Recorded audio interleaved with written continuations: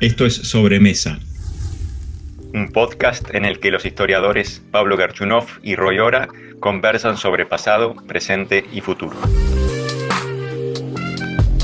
Hola Roy, estamos acá a un año y unos días del gobierno de Alberto Fernández y me gustaría subrayar el gobierno de Alberto Fernández y el Frente de Todos. ¿Y por qué me gustaría subrayar eso? Porque en los últimos días me ha pasado por la cabeza que el Frente de Todos y Cambiemos en 2015 son primos hermanos. Ok.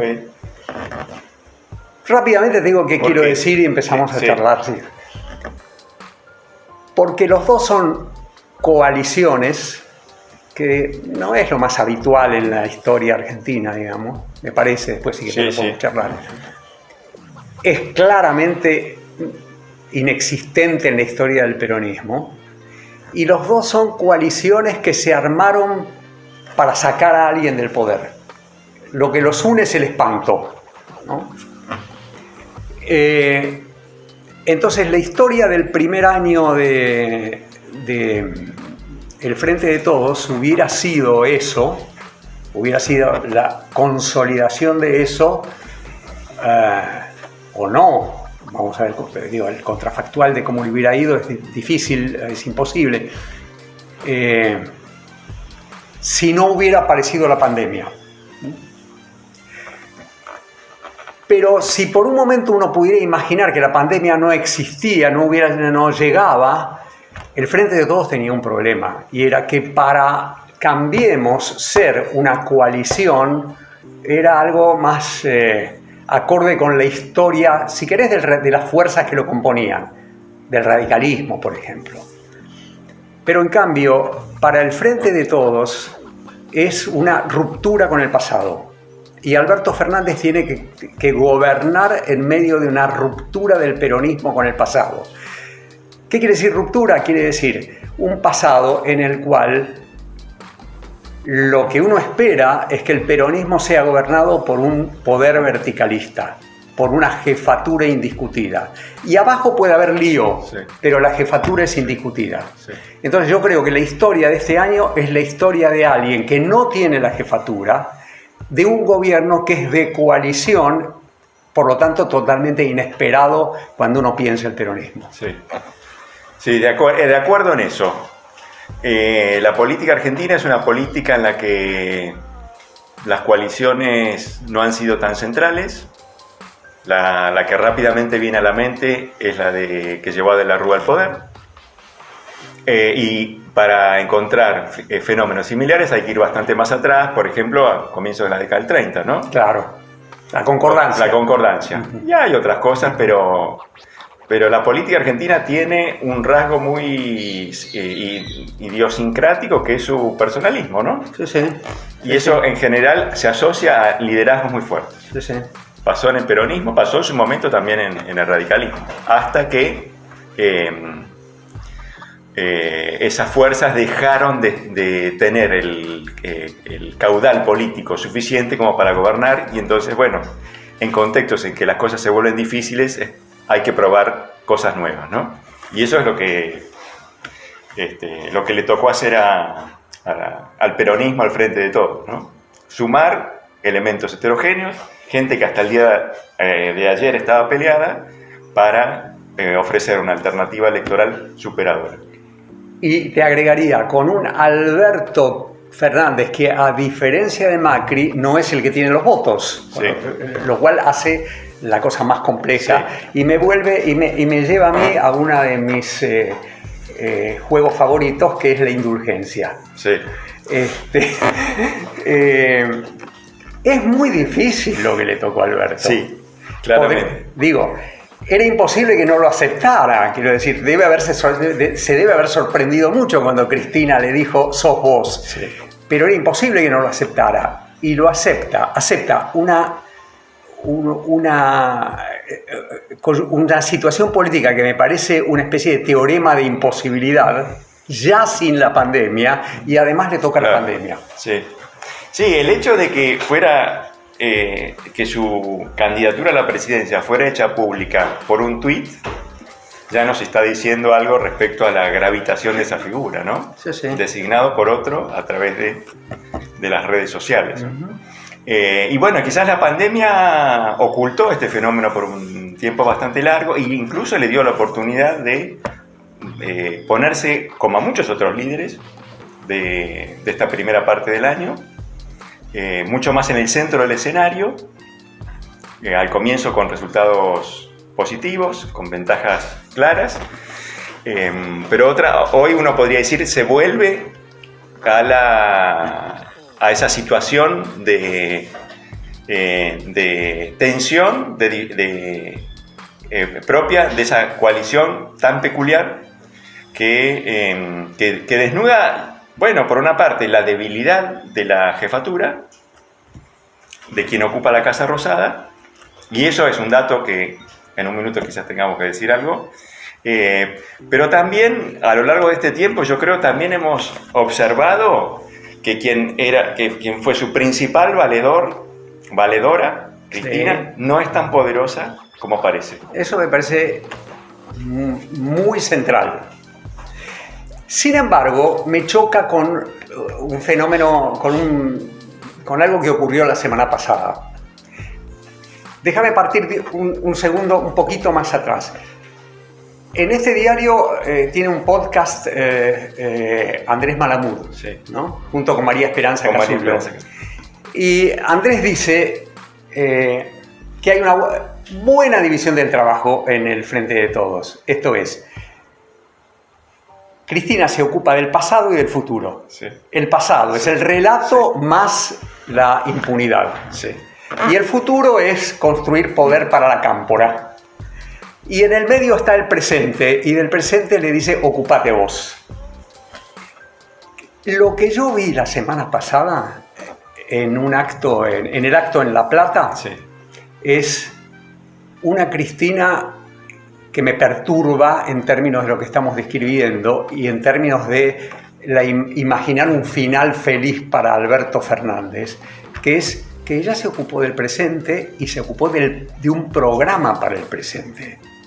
Dijo tarifas públicas, dijo salarios más altos que las tarifas públicas, dijo algo que arrincona a lo que para mí es una de las figuras más sensatas y que construyen una especie de sostén para el gobierno del Frente de Todos, que es Martín Guzmán. Sí. Le puso la proa, no sé si lo quiso hacer, pero lo que dijo le ponía la proa a Martín Guzmán. Por lo tanto, le ponía la proa al Alberto Fernández del presente, que se tiene que encargar del presente. Qué lío, ¿no? Sí. Bueno, yo creo que esa tensión es constitutiva del Frente de Todos, ¿no? En la medida en que Cristina Fernández nunca terminó, y probablemente nunca termine, de identificarse plenamente con la gestión de Alberto Fernández y siempre cultiva una posición relativamente exterior a lo que hace el gobierno y muy centrada en la protección, defensa, promoción de los intereses de su principal base electoral. Claro. Y esa tensión yo creo que, bueno, recorrió este año las cartas, las misivas esas que supuestamente fijan una posición, pero también marcan una diferencia respecto al gobierno, me parece son indicaciones de que no está tiene un pie adentro y un pie afuera. Y eso es un fenómeno que creo, de acuerdo a cómo le vaya al gobierno, va a crear más tensiones o va a moderarse. Claro, ahí no, me parece que lo que a mí me surge de lo que vos estás diciendo es que no hay que dejarse ganar por la tentación de creer que eso va indefectiblemente a una ruptura, porque ella ocupa también el lugar del presente. Sí. Ella, si yo te entiendo bien, vos lo que estás diciendo es ella necesita hacer esa diferenciación, pero al mismo tiempo, lo mismo que para el primo hermano Cambiemos, necesita no romper. Sí. ¿No? Sí, probablemente hay un paralelo con el lugar del radicalismo en la coalición Cambiemos, ¿no es cierto? Un radicalismo que de vez en cuando mostraba que no era pro, ¿no? Exactamente. Y acá Solo que no tenía los votos. No tenía los votos, pero por su historia, por su trayectoria, por su legado ideológico, no podía confundirse con quienes ocupaban la Casa Rosada y por momentos lo dejaban en un segundo plano, ¿no?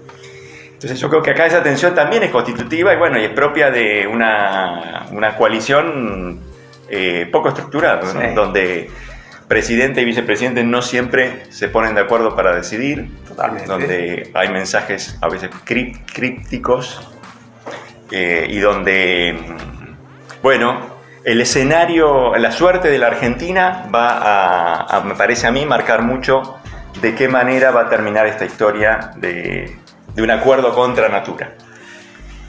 En todo eso, yo te confieso que he visto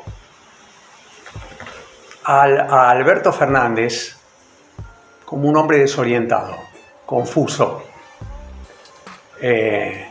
sin rumbo, sin una perspectiva clara.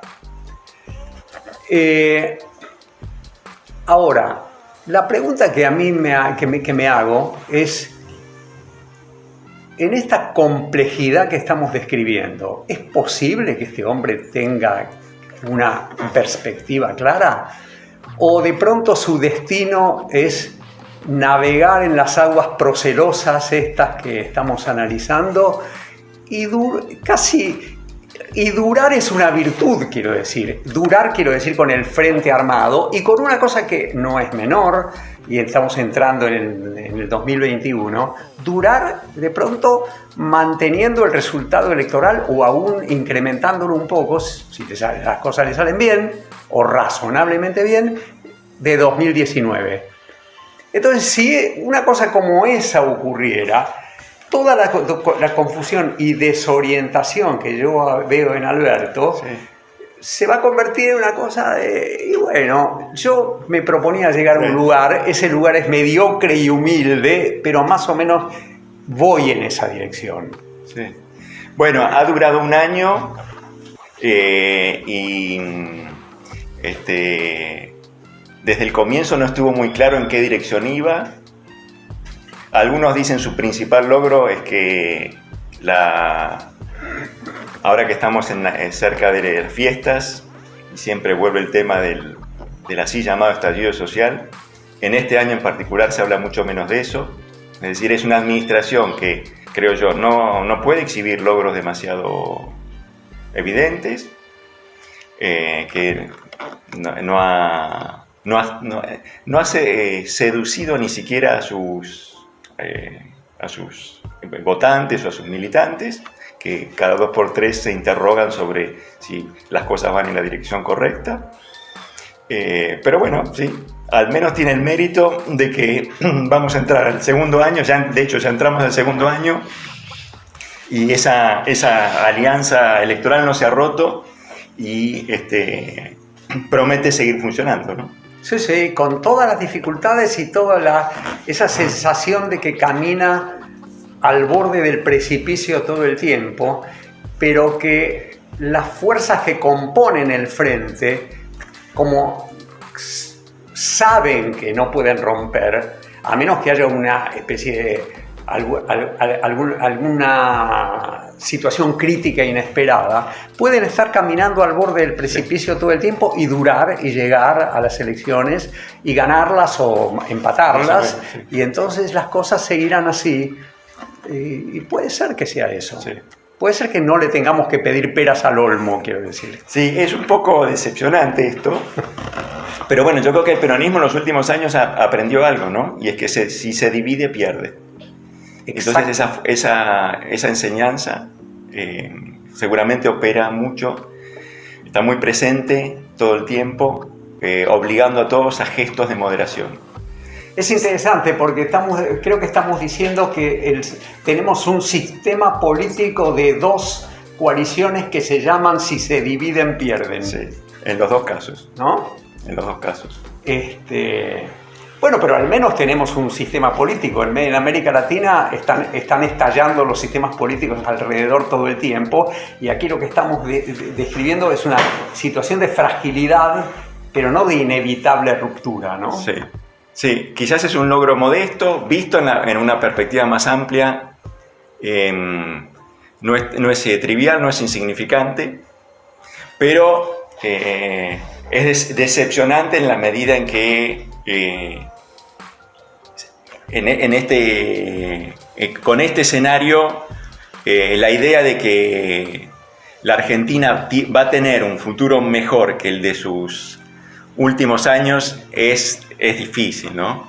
Esto es tal cual. Y eso que yo creo que es importante, No un hay horizonte de futuro. Exactamente, ninguna de las dos fuerzas por el momento, bueno, pero la principal responsabilidad es hoy para quien gobierna, nos está mostrando un futuro para la Argentina, siendo, vos y yo lo hemos hablado muchas veces, de que Argentina no tiene futuro hace muchas décadas, Sí, ¿no? sí. Y por lo tanto, seguir por ese camino es desalentador. Es desalentador, es prolongar una agonía. Bueno, yo creo que la Argentina necesita, o sería deseable que tuviera, necesita es una palabra demasiado grande, sería deseable que tuviera liderazgos que ofrezcan un horizonte de futuro en torno al cual los argentinos puedan marchar, digamos así, por la travesía en el desierto, ¿no? Tal cual, y no está a la vista. Eso no está a la vista.